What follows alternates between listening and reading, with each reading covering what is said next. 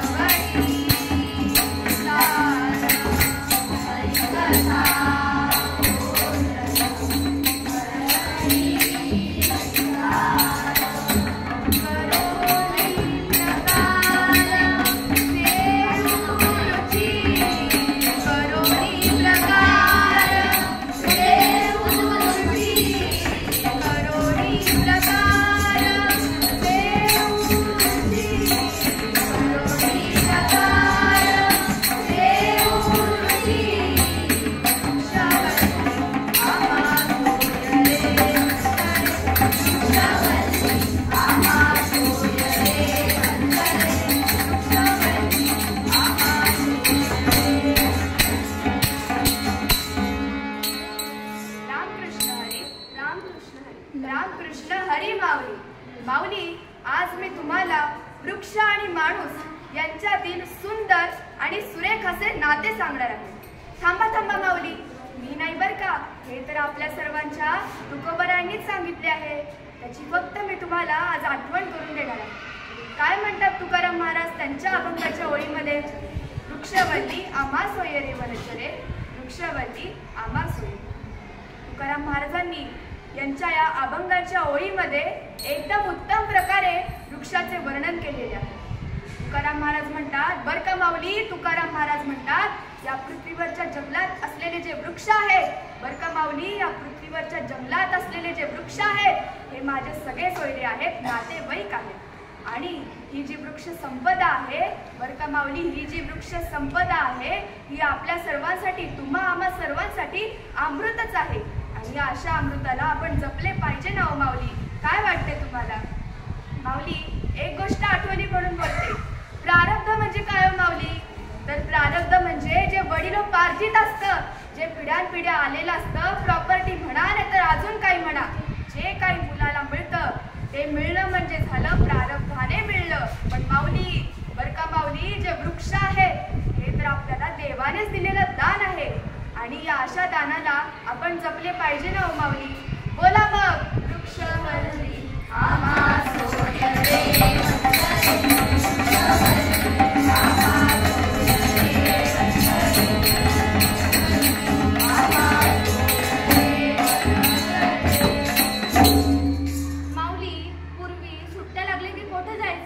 मामाकडे, मावशीकडे. आत्या येणार म्हणलं तर आनंद होण्यात मावत नव्हता. पण आता सुट्ट्या बोललं की मॉल, बीच कसे टिकणार सोयरे, कसे वाट